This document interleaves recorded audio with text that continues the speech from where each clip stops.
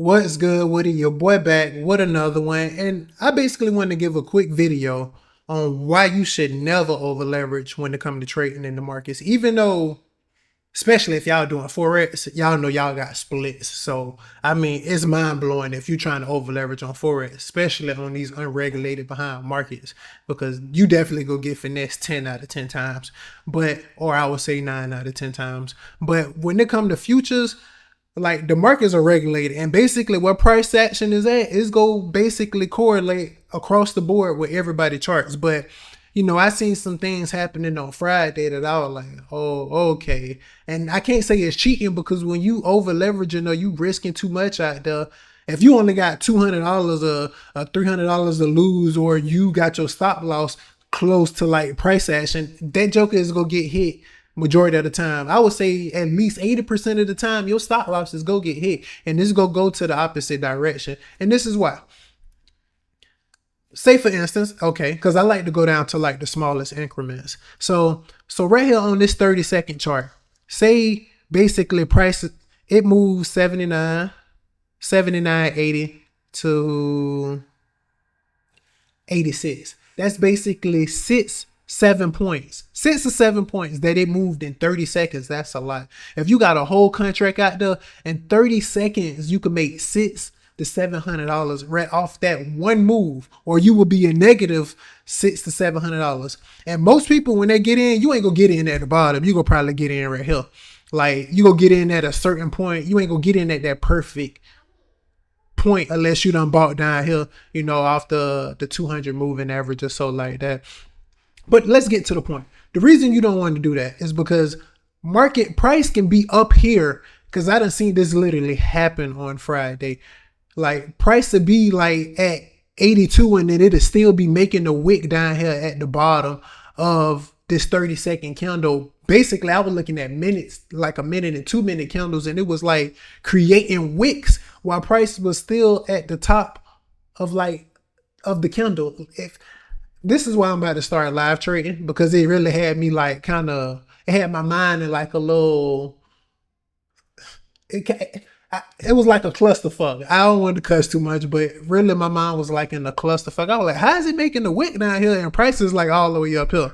And that's how people get their counts blow. That's how they get their stop losses hit. So it's good to have risk management, so you can have leeway for the market to create wicks and certain type of moves when they come to trading. Plus, market will stall in certain positions. I know a lot of people that seen this. I'm speaking real.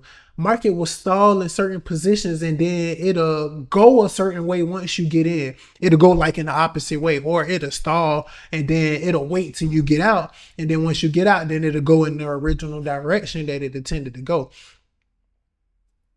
Like, market do that.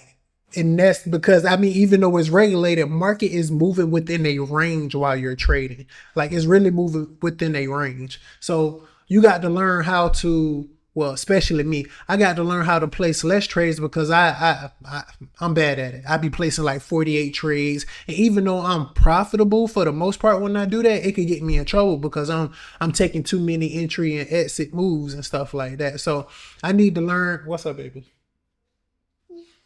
Thought I wanted to come and mess with me. I need to learn how to take the best trades, the best setups, instead of just taking, because I'm a moving average trader. I want to be more detailed. I like to trade when it's over the moving average or stuff like that. And market, it's adapting. I ain't even go cap. Market know that people like to trade, moving averages, and that's why you can see right here that it's just chopping stuff up, and if I just wait to like certain moments, and they do it for a long time, as you can see, market keep breaking the moving average. They like to chop people up right there. That's a good little point to get in right here. But for the most part, I got to wait for better setups. And I feel like most traders need to do that. They need to wait for the best setups and not just be emotionally driven just because you see market make a hard move to a certain direction.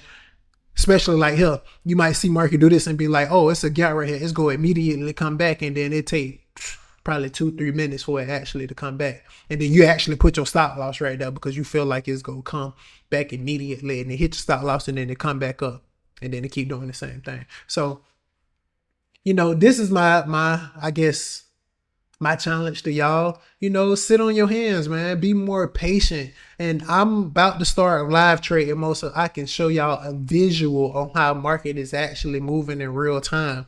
And, it's going to help me be more accountable on taking the best trade setups rather than just be out here placing trades and just trying to catch every move out here that look decent just because it got a little volatility in there. But I don't want to be too long-winded about the video.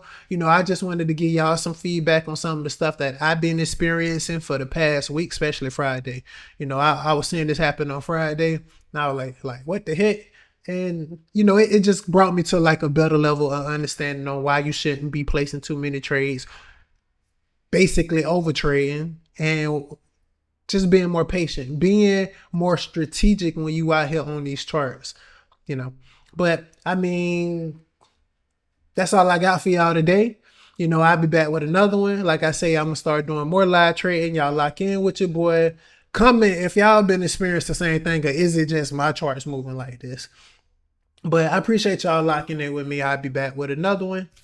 Peace.